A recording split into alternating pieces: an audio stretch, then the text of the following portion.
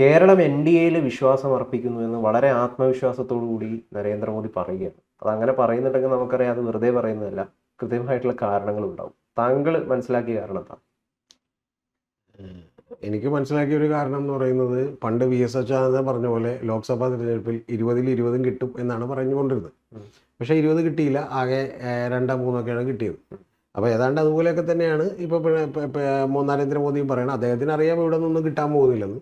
പക്ഷേ ഇവിടെ വന്നിട്ട് ഇപ്പോൾ ഇത് പറയുകയല്ലാതെ അദ്ദേഹത്തിന് മുമ്പിൽ വേറെ വഴിയൊന്നുമില്ല. അല്ല, വിശ്വാസം അർപ്പിക്കുന്നു എന്നുകൊണ്ട് ഉദ്ദേശിച്ചത് ഈ നിയമസഭയിൽ എന്തെങ്കിലും കിട്ടുമെന്നും ആയിരിക്കില്ലല്ലോ.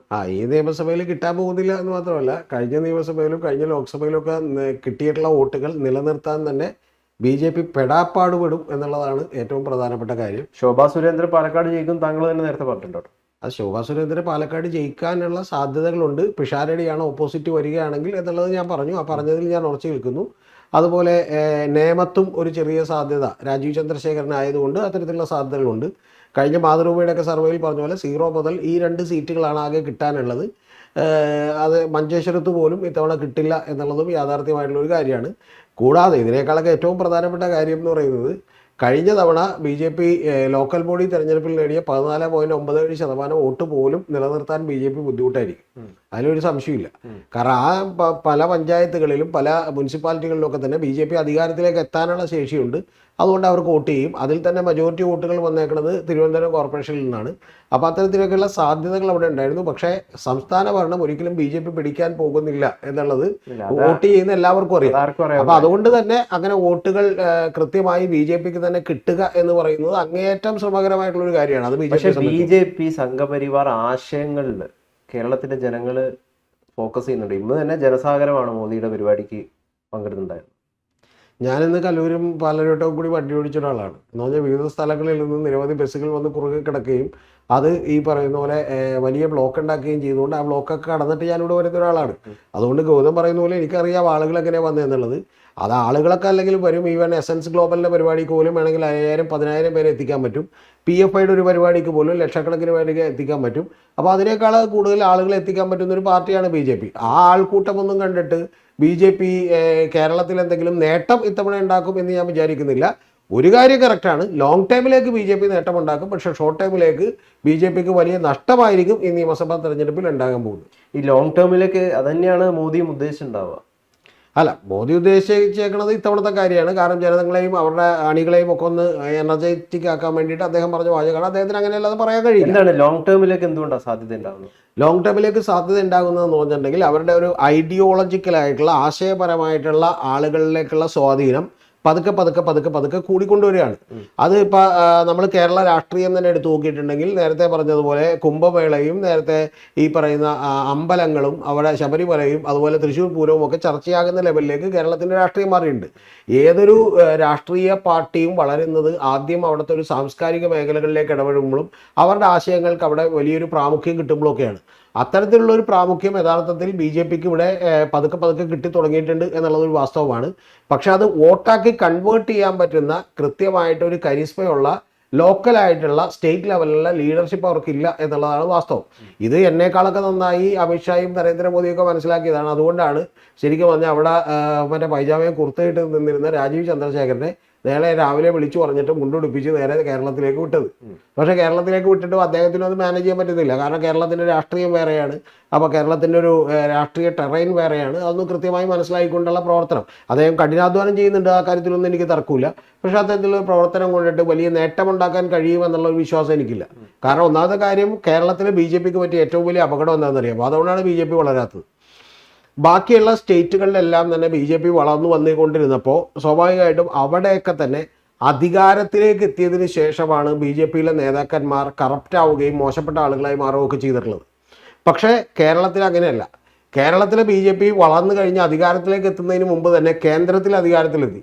അപ്പോൾ കേന്ദ്രത്തിൽ നിന്നുള്ള പല ഗുണങ്ങളും സൗകര്യങ്ങളും ഒക്കെ കിട്ടുകയും ഇവിടെ വലിയ തോതിൽ പല സാമ്പത്തികമായിട്ടുള്ള വലിയ ഗുണങ്ങൾ ഉണ്ടാവുകയും ഒക്കെ ചെയ്തതിൻ്റെ അടിസ്ഥാനത്തിൽ പലപ്പോഴും നേതാക്കന്മാർക്ക് പാർട്ടി കൂറിനേക്കാളേറെ സ്വന്തമായ വളർച്ചയിലേക്ക് എത്തിപ്പെട്ടു. അതുകൊണ്ടാണ് മറ്റൊരു സംസ്ഥാനത്തും ഇല്ലാത്ത പോലെ കേരളത്തിൽ വലിയ തോതിൽ അങ്ങോട്ടും ഇങ്ങോട്ടുമുള്ള അടികളുള്ളത്. എല്ലാ സംസ്ഥാനത്തും ഉണ്ട്, അവിടെയൊക്കെ പക്ഷേ അധികാരമുണ്ട്.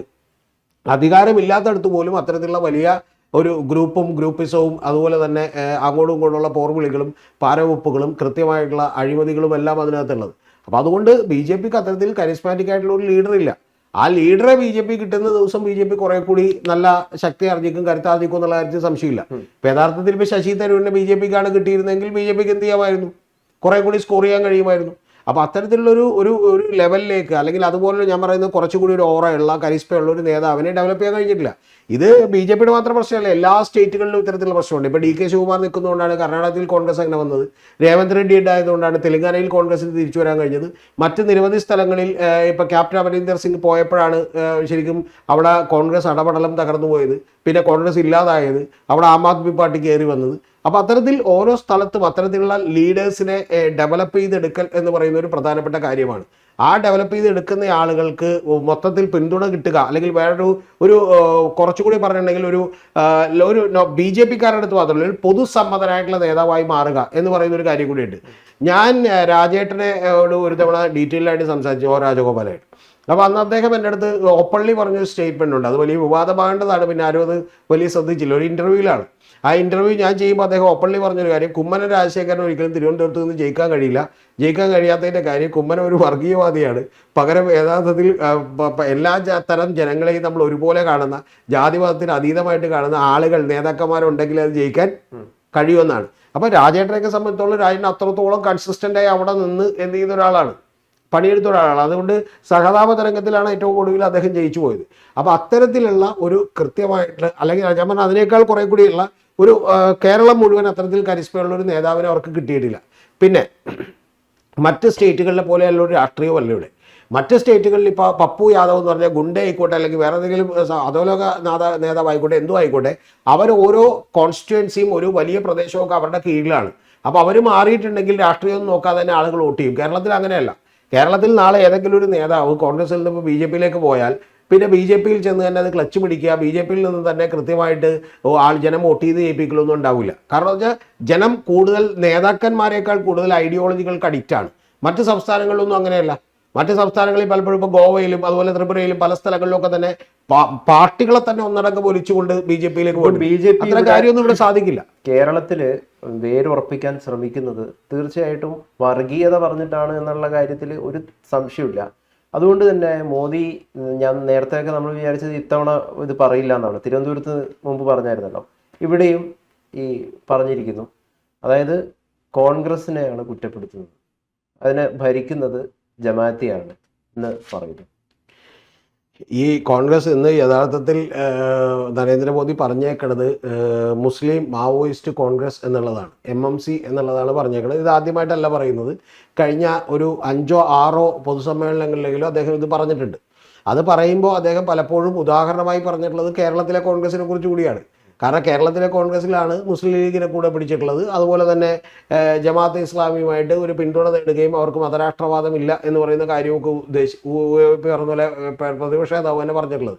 അപ്പം അങ്ങനെ പറഞ്ഞിട്ടുള്ളത് കൊണ്ട് തന്നെ വളരെ കൃത്യമായി അത് മോദിയെ പോലെ BJP പോലെയുള്ള ആളുകൾ ഉപയോഗിക്കും എന്നുള്ളൊരു കാര്യത്തിൽ സംശയമില്ല. കാരണം അവരെ സംബന്ധിച്ച് ഇന്ത്യ മുഴുവനുള്ള പൊളിറ്റിക്സ് എന്ന് പറയുന്നത് മുസ്ലിം സമുദായത്തിൻ്റെ അല്ലെങ്കിൽ അത്തരത്തിലുള്ള രാഷ്ട്രീയ പാർട്ടികൾക്ക് എതിര് നിൽക്കുകയും അത്തരത്തിലുള്ള ആളുകൾക്കൊക്കെ തന്നെ എക്സ്ട്രീം ആയിട്ടുള്ള ആളുകൾക്ക് എതിര് നിൽക്കുകയും വളരെ കൃത്യമായി അതിൻ്റെ ഭയം ചൂണ്ടിക്കാണിച്ചുകൊണ്ട് ഹിന്ദു വോട്ട് ബാങ്കിനെ കൺസോളിഡേറ്റ് ചെയ്യുകയും ചെയ്യുക എന്നുള്ളതാണ്. പക്ഷെ അത് കേരളത്തിലേക്ക് വരുമ്പോഴുള്ള ബുദ്ധിമുട്ട് എന്താ? കേരളത്തിലേക്ക് വരുമ്പോൾ ബുദ്ധിമുട്ട് എന്താണെന്ന് വെച്ചിട്ടുണ്ടെങ്കിൽ ഇപ്പം 30-32% മുസ്ലിം സമുദായവും 17% ഏതാണ്ട് ഒരു 48-50% മൈനോറിറ്റി സമൂഹവും ഉള്ള ഒരു സ്റ്റേറ്റാണ് ഇവിടെ. അപ്പോൾ അതിൽ തന്നെ ബാക്കിയുള്ള ഹിന്ദു കൺസോളിഡേഷൻ ഉണ്ടാവുക എന്ന് പറഞ്ഞാലും BJPക്ക് അത്ര ഗുണം കിട്ടില്ല. കാരണം ഹിന്ദു കൺസോളിഡേഷൻ ഉണ്ടാവണമെങ്കിൽ മുഴുവനായ ഹിന്ദുക്കൾ എന്ത് ചെയ്യണം, ഒരുമിച്ച് ചെയ്യണം. അങ്ങനെ ഒരിക്കലും സംഭവിക്കില്ലല്ലോ. ഹിന്ദുക്കളിലും കൃത്യമായിട്ട് മതേതരത്വം പേറുന്ന, വളരെ കൃത്യമായി സംസാരിക്കുന്ന, കാര്യങ്ങളെക്കുറിച്ച് മനസ്സിലാക്കുന്ന ആളുകളൊക്കെ ഉണ്ട്. അതുകൊണ്ട് BJP ഉദ്ദേശിക്കുന്ന പണി ഇവിടെ നടക്കില്ല.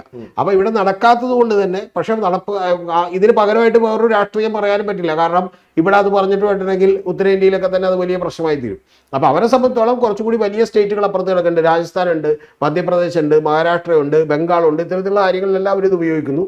സ്വാഭാവികമായിട്ടും ഇങ്ങനെ അല്ലാത്ത സംസ്ഥാനങ്ങളിൽ അവരുടെ വളർച്ചയ്ക്ക് വലിയ പരിമിതികളുണ്ട്, പക്ഷേ എങ്കിലും അവർ വളർന്നുകൊണ്ടിരിക്കുകയാണ്. അപ്പോൾ അതുകൊണ്ട് ഇത് തന്നെ അവർക്ക് പറയാൻ കഴിയുള്ളൂ. ഇവിടെയും അത്തരത്തിലുള്ളൊരു ഹിന്ദു ക്രിസ്ത്യൻ കൺസോളിഡേഷനാണ് അവർ ലക്ഷ്യമിടുന്നത്. ആ ലക്ഷ്യമിടുന്നതിന്റെ ഭാഗമായിട്ട് വന്നിട്ടുള്ള പ്രൊജക്റ്റാണ് കാസ എന്ന് പറയുന്നത്. അതിന് മുമ്പ് BJP കൊണ്ടുവന്ന പ്രൊജക്റ്റാണ് ഈ പറഞ്ഞ SNDP രൂപീകരിച്ചിട്ടുള്ള, അതായത് തുഷാർ വെള്ളാപ്പള്ളിയുടെ നേതൃത്വത്തിലുള്ള സംഘടനയൊക്കെ തന്നെ. ന്യൂനപക്ഷങ്ങൾ LDF-നെ ഭയപ്പെടുന്നുണ്ടോ, അല്ലെങ്കിൽ LDF വിരുദ്ധരാണോ? ന്യൂനപക്ഷങ്ങൾ LDF-നെ ഭയപ്പെടുന്നൊന്നുമില്ല. പക്ഷെ പ്രധാനപ്പെട്ട ഒരു കാര്യം എന്ന് പറയുന്നത്, ഈ ഒരു വലിയ തോതിലുള്ള ഒരു നറേറ്റീവ് ഉണ്ടാവുകയും ഒരു ഭൂരിപക്ഷ സമുദായങ്ങളെ പ്രീണിപ്പിക്കാൻ വേണ്ടി കൃത്യമായി CPM ശ്രമിക്കുകയാണ് എന്ന് പറയുന്ന ഒരു നറേറ്റീവൊക്കെ ഉണ്ടായത് സ്വാഭാവികമായിട്ടും മുസ്ലിം സമുദായത്തിൻ്റെ ഇടയ്ക്ക് വലിയ ഇമ്പാക്റ്റ് ഉണ്ടാക്കിയിട്ടുണ്ട്. അതിൻ്റെ ഏറ്റവും പ്രധാനപ്പെട്ട കാരണം അതിന് തുടക്കം കുറിച്ചിട്ടുള്ളതും വലിയ സ്വാധീനം ഉണ്ടാക്കിയിട്ടുള്ളതും ജമാഅത്തെ ഇസ്ലാമിയാണ്. ജമാഅത്തെ ഇസ്ലാമിക്ക് ഞാനെപ്പോഴും പറയുന്ന പോലെ 0.33% വോട്ടേ ഉള്ളൂ എന്ന് പറഞ്ഞിട്ട് കാര്യമൊന്നുമില്ല. അവരുണ്ടാക്കുന്ന മറ്റു സമുദായങ്ങളിലും മറ്റു പാർട്ടികളിലും പോലും അവരുണ്ടാക്കുന്ന സ്വാധീനം വളരെ വലുതാണ്, അവരുടെ ആശയപരമായ സ്വാധീനം. ആ സ്വാധീനത്തിൻ്റെ ഭാഗമായി ഇടത് ഹിന്ദുത്വ എന്നൊക്കെ പറഞ്ഞുള്ള പ്രചരണങ്ങൾ നമ്മുടെ ദാവീദും സംഘമൊക്കെ കൂടി നടത്തുന്നതിന് ഒരു ഫലം കണ്ടിട്ടുണ്ട്. ആ ഫലം കണ്ടതുകൊണ്ട് തന്നെ ഇവരോടുള്ള ശരിക്കും പറഞ്ഞാൽ ഒരു വിപ്രതിപത്തി കുറച്ചെങ്കിലും ആ സമൂഹത്തിലുള്ള കുറേ പേർക്ക് ഉണ്ട്. അത് വാസ്തവമാണ്. യഥാർത്ഥത്തിൽ അതിന്, അതായത് CPM എന്ന് പറയുന്നത് അതിനൊരു കാരണം കൂടിയുണ്ട്. ഒരു ഹിന്ദു ഈഴവ പാർട്ടിയാണ് എന്നുള്ള ഒരു തോന്നലുണ്ട്. CPM ഒരിക്കലും അത്തരത്തിലുള്ള ഒരു പാർട്ടിയല്ല. CPM എല്ലാ മതവിഭാഗങ്ങളും ഉൾക്കൊള്ളുന്ന ഒരു പാർട്ടിയാണ്. അത് വളരെ കൃത്യമായി മനസ്സിലാക്കണമെങ്കിൽ വളരെ സൂക്ഷ്മമായിട്ട് നമ്മൾ നോക്കണം. ഇപ്പൊ മഞ്ചേശ്വരം എന്ന് പറയുന്ന ഒരു സ്ഥലത്ത്, അവിടെ ഏതാണ്ട് 50-60% വരുന്ന മുസ്ലിംസ് ഉള്ള സമുദായത്തിലെ ആളുകളുള്ള ഒരു സ്ഥലത്ത് പോലും ഏതാണ്ട് 30-35% വോട്ടുകൾ മാത്രമേ അവിടെയുള്ള AK അഷ്റഫൊക്കെ ജയിക്കുമ്പോൾ പോലും കിട്ടുന്നുള്ളൂ. എന്ന് പറഞ്ഞാൽ ബാക്കിയുള്ള ആളുകൾ ആർക്ക് വോട്ട് ചെയ്യുന്നു എന്ന് വെച്ചാൽ അവിടെ 2ാം സ്ഥാനത്ത് നിൽക്കുന്നത് BJP ആണ്. 2ാം സ്ഥാനത്ത് BJP നിന്നിട്ട് പോലും അവരെ വോട്ട് ചെയ്യുന്നത് ആർക്കല്ല, മുസ്ലിം ലീഗിന് അല്ല, പകരം LDF-നാണ്. അപ്പോൾ അത്തരത്തിലുള്ള സൂക്ഷ്മമായ വിലയിരുത്തൽ നടത്തിയാൽ നമ്മൾ ഞെട്ടിപ്പോകുന്ന ഒരുപാട് കാര്യങ്ങളുണ്ട്. ഇപ്പോഴും മുസ്ലിം ലീഗിന് കേരളത്തിൽ കിട്ടുന്ന കൂടിയെന്ന 12 അല്ലെങ്കിൽ 15 ലക്ഷം വോട്ടാണ് മാക്സിമം മുസ്ലിം ലീഗിൻ്റെതായിട്ട്. വെറും 70-80 ലക്ഷം വോട്ടുണ്ട് കേരളത്തിൽ. വെറും മതേതരത്വം മാത്രം പറഞ്ഞു കഴിഞ്ഞാൽ, നാളെ ഇന്ന് എല്ലാ രാഷ്ട്രീയ പാർട്ടികളും തീരുമാനിക്കുന്ന മതേതരത്വം മാത്രം നമുക്ക് പറയാം, തെരഞ്ഞെടുപ്പ് ആയുധമാക്കിയിട്ട് എല്ലാ സമുദായത്തിൻ്റെയും വോട്ട് അവർക്ക് ലഭിക്കില്ല. കാരണം ലഭിക്കില്ല എന്ന് പറയുന്ന കാര്യം എന്ന് പറഞ്ഞാൽ ഇപ്പം ഗൗതം കാണുന്നത് തന്നെ ശരിക്കും വന്നിട്ടുണ്ടെങ്കിൽ ഒരു സ്വപ്നമാണ്. അല്ലാതെ എന്താണ് ഈ ഉദ്ദേശിച്ചതെന്ന് എനിക്ക് മനസ്സിലാവുന്നില്ല. എല്ലാ പാർട്ടികളും മതേതരത്വം പറയുക എന്ന് പറഞ്ഞാൽ അങ്ങനെയൊന്നും കേരളത്തിൽ നടക്കില്ല, ഇനി നടക്കില്ല. കാരണം കേരളം ഒരുപാട് മാറിക്കഴിഞ്ഞു. കേരളത്തിൽ ഇത്തരത്തിൽ വർഗീയമായിട്ടുള്ള വിഭജനങ്ങൾക്ക് സാധ്യതയുണ്ട് എന്നുള്ളത് രാഷ്ട്രീയ പാർട്ടികൾ മനസ്സിലാക്കി കഴിഞ്ഞു. അത്തരത്തിലുള്ള കാര്യമുണ്ട്. CPM-നെ സംബന്ധിച്ചോളം പറ്റിയേക്കുന്ന മറ്റൊരു കാര്യം കൂടിയുണ്ട്. നേരത്തെ CPM പലപ്പോഴും ഒരു മുസ്ലിം കോസുകൾക്ക് വേണ്ടിയിട്ടുള്ള വലിയ പ്രക്ഷോഭങ്ങൾ, വലിയ താല്പര്യത്തോടു കൂടിയുള്ള ഇടപെടലുകളൊക്കെ തന്നെ ലോക്സഭാ തെരഞ്ഞെടുപ്പിന് മുമ്പ് നടത്തിയിരുന്നു.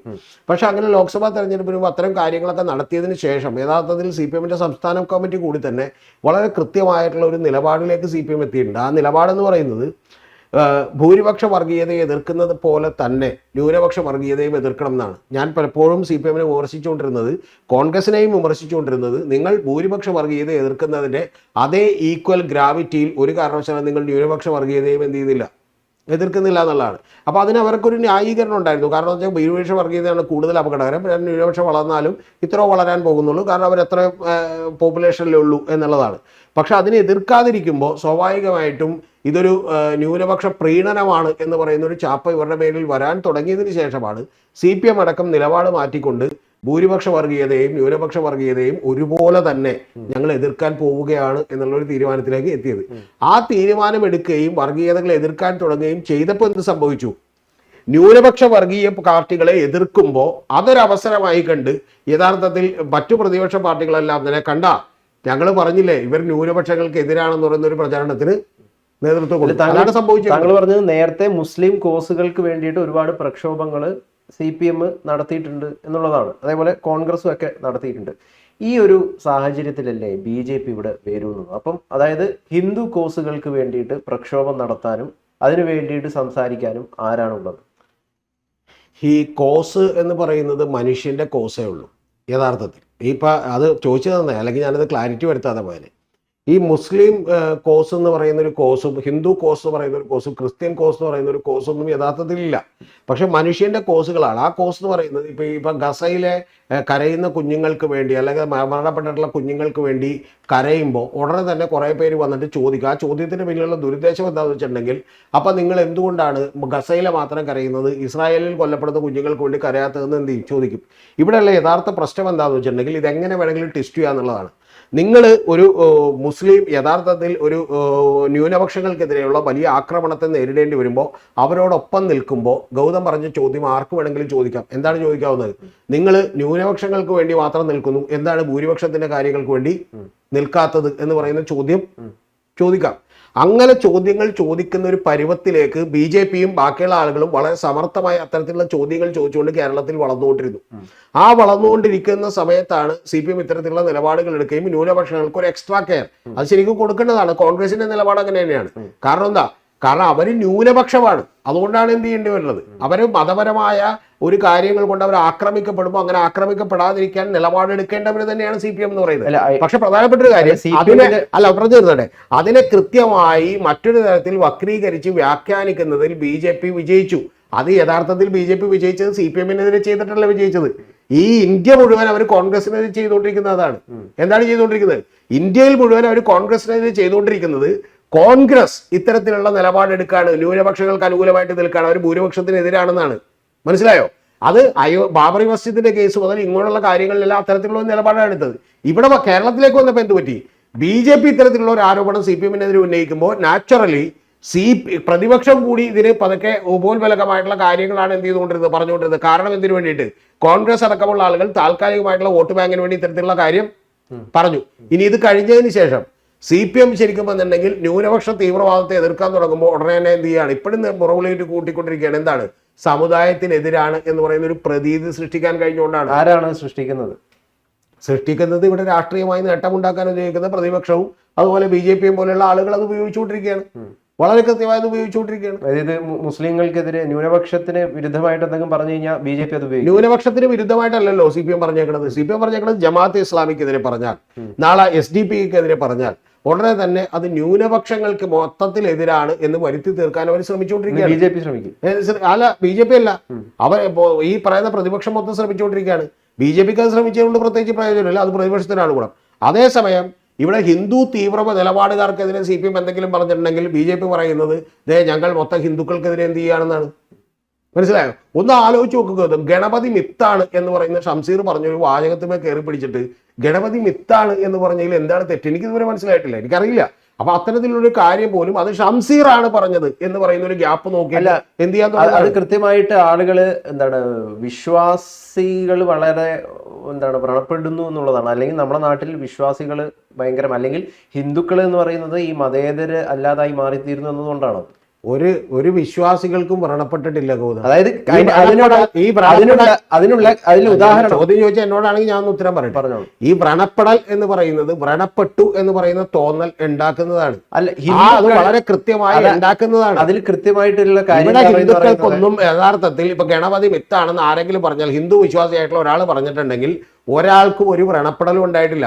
ഇപ്പൊ മുഹമ്മദ് നബിയെ കുറിച്ച് ജോസഫ് മാഷ് യഥാർത്ഥത്തിൽ അവിടെ മുഹമ്മദ് എന്ന് പറയുന്ന പേര് യഥാർത്ഥത്തിൽ ഇട്ടു, അത് മുഹമ്മദ് നബിയാണെന്നൊന്നും ഒരാൾ വിചാരിച്ചിട്ടില്ല. ഈ വ്രണപ്പെടൽ യഥാർത്ഥത്തിൽ ഇത്തരത്തിലുള്ള തീവ്ര നിലപാടുകാർ ഉണ്ടാക്കുന്നത് എന്താണെന്ന് വെച്ചിട്ടുണ്ടെങ്കിൽ ഇവർ നമുക്കെതിരാണ് എന്നൊരു തോന്നൽ ഉണ്ടാക്കാൻ വേണ്ടി മാത്രമാണ്. ഇവിടെ നമുക്കറിയാലോ, ഒരു ജോസഫ് മാഷ് കൈപോയിട്ടുള്ളൊരു സംസ്ഥാനമാണ് ഇത്. ഒരു ദൈവത്തിനെതിരെ അദ്ദേഹം ആക്ഷേപം നടത്തി എന്നതിൻ്റെ അടിസ്ഥാനത്തിലാണ്.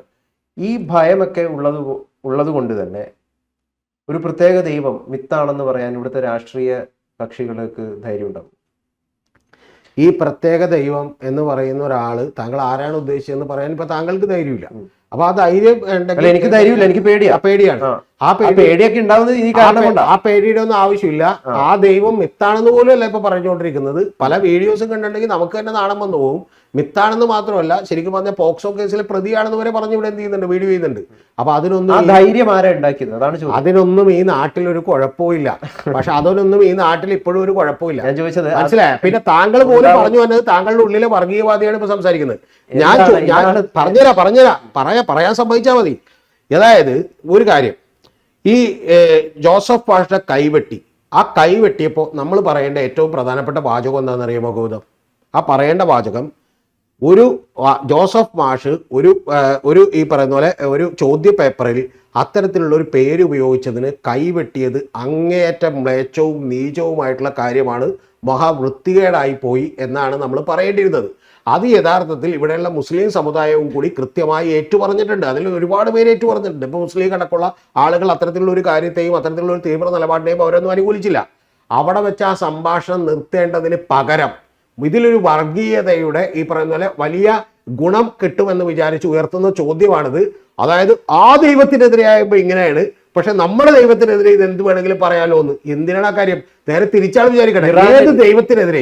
ഏത് ദൈവത്തിനെതിരെയും വിമർശിക്കാൻ കൃത്യമായിട്ടുള്ള ഈ പറയുന്ന പോലെ അവകാശവും അധികാരവും ഒക്കെ എല്ലാവർക്കും കിട്ടുന്ന ഒരു കാലം വരണമെന്ന് ചിന്തിക്കുന്നതിന് പകരം ഈ പറയുന്ന വളരെ ട്വിസ്റ്റഡ് ആയിട്ടുള്ള ചോദ്യം ഉണ്ടല്ലോ, ആ ചോദ്യം പോലും വർഗീയതയാണ്. ആ ട്വിസ്റ്റഡ് അല്ല, അതൊരു യാഥാർത്ഥ്യമാണ്. അതായത് ഗണപതി മിത്താണെന്ന് പറഞ്ഞു കഴിഞ്ഞാൽ കൃത്യമായിട്ടും എന്താണ് ഗണപതി മിത്താണെന്ന് പറയുന്നത് അദ്ദേഹത്തിന്റെ ഇതാണ്. അദ്ദേഹത്തിന് അങ്ങനെ തോന്നുകയാണെങ്കിൽ അദ്ദേഹത്തിന് തീർച്ചയായിട്ടും പറയാം. അതൊരു വിശ്വാസമല്ല, അതൊരു കേവലം ഒരു വിശ്വാസം മാത്രമാണ്, ഒറിജിനൽ അല്ല എന്നുള്ളൊരു പറയുന്ന വാക്കിന്റെ അർത്ഥം എന്താ? അതാണ് ഞാൻ പറഞ്ഞത്. ഒറിജിനൽ അല്ല എന്നുള്ളതല്ല സുഹൃത്തെ. ഒരു കഥ മാത്രം എന്ന് പറഞ്ഞാൽ ഒരു സങ്കല്പമാണ് എന്നുള്ളതാണ്. അതന്നെ താങ്കൾ പറയുന്നത്. ഇപ്പൊ മുഹമ്മദ് നബിയെ കുറിച്ചാണെങ്കിൽ നമുക്ക് അങ്ങനെ സങ്കല്പമാണെന്ന് പറയാൻ പറ്റില്ല. ഇപ്പൊ ശ്രീനാരായണ ഗുരുവിനെ ആരാധിക്കുന്ന ആളുകളുണ്ട്, അത് സങ്കല്പമല്ല.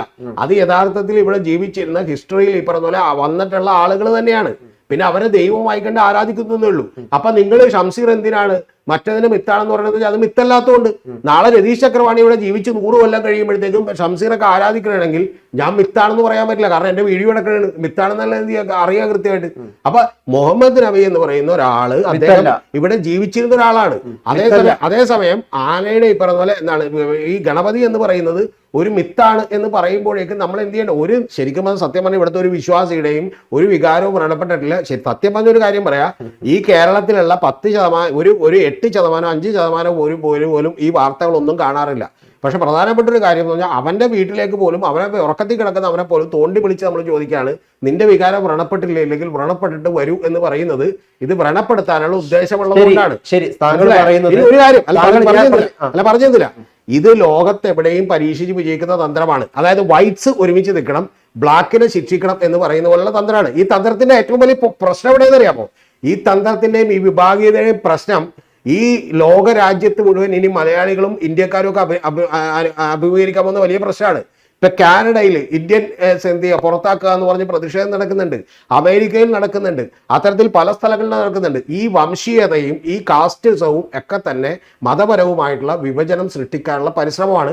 പരിശ്രമമാണ് അറിഞ്ഞോ അറിയാതെയോ താങ്കളും ഏതോ വലിയ വാദമാണെന്ന് പറഞ്ഞുകൊണ്ടിരിക്കുന്നത്. നിലവിൽ ഇപ്പൊ താങ്കൾ പറഞ്ഞ പോലെ ഇപ്പം ആരിഫ് ഹുസൈൻ, അതേപോലെ തന്നെ ശ്രീ രവിചന്ദ്രൻ, ഇവരൊക്കെ ഏത് രീതിയിലാണ് നമുക്ക് കേൾക്കുമ്പോൾ തന്നെ പല ദൈവങ്ങളെ കുറിച്ച് പറയുമ്പോൾ എന്തോ ആവുന്നു എന്നൊക്കെ താങ്കൾ പറഞ്ഞു.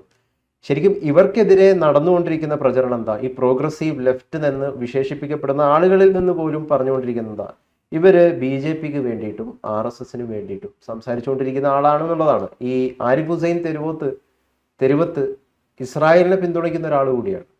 അപ്പോൾ ഞാൻ അതുകൊണ്ട് ചോദിച്ചാൽ ഇങ്ങനെ പറയാൻ ആരാണ് ഇവർക്ക് ധൈര്യം നൽകുന്നത്? എന്തായാലും പ്രോഗ്രസീവ് ലെഫ്റ്റ് അല്ല. താങ്കൾ ഈ പറയുന്ന വാചകമൊക്കെ പ്രധാനപ്പെട്ട ഒരു കാര്യം, ഈ വളരെ തേൻ പുരട്ടിയ ഭാഷയിൽ പ്രോഗ്രസീവ് ലെഫ്റ്റ് എന്ന് താങ്കൾ ഉദ്ദേശിച്ച ആരാണ്? അത് വലിയൊരു വാക്കാണ് ആ പ്രോഗ്രസീവ് ലെഫ്റ്റ് എന്നൊക്കെ പറയുന്നത്. യഥാർത്ഥത്തിൽ ഞാൻ വിചാരിക്കുന്നത് ആരിഫ് ഹുസൈനും തെരുവോത്തും അതുപോലെ തന്നെ രവിചന്ദ്രൻ പ്രോഗ്രസീവ് ലെഫ്റ്റ് ആണ്. അത് വേറെ കാര്യം, അതവിടെ നിൽക്കട്ടെ. അതൊക്കെ വലിയ വാക്കുകളാണ്. താങ്കൾ ഉദ്ദേശിച്ച പ്രചരണം നടക്കുന്നുണ്ട്. താങ്കൾ ഉദ്ദേശിച്ച ഒരു കാര്യം ഞാൻ തിരുത്തി താങ്കളോട് പറഞ്ഞോട്ടെ. CPMന്റെ ഏതെങ്കിലും ഔദ്യോഗികമായിട്ടുള്ള കാര്യങ്ങളിൽ നിന്ന് വളരെ കൃത്യമായി ഇവരുടെ നിലപാടുകൾ BJPക്ക് വേണ്ടിയുള്ളതാണെന്ന് ഇതുവരെ പറഞ്ഞിട്ടില്ല. പക്ഷെ അതിലൊരു വലിയ വിമർശനമുണ്ട്. ആ വിമർശനം എനിക്ക് പോലും ഉണ്ട്.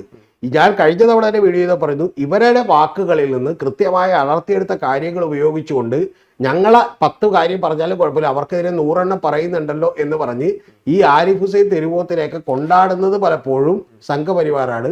അതിന്റെ പ്രധാനപ്പെട്ട കാര്യം വളരെ സെലക്റ്റീവ് ആയിട്ടുള്ള ഇവരുടെ വാക്കുകളിൽ നിന്ന് അടർത്തിയെടുത്തുകൊണ്ട് അവരെന്ത് ചെയ്യാണ്?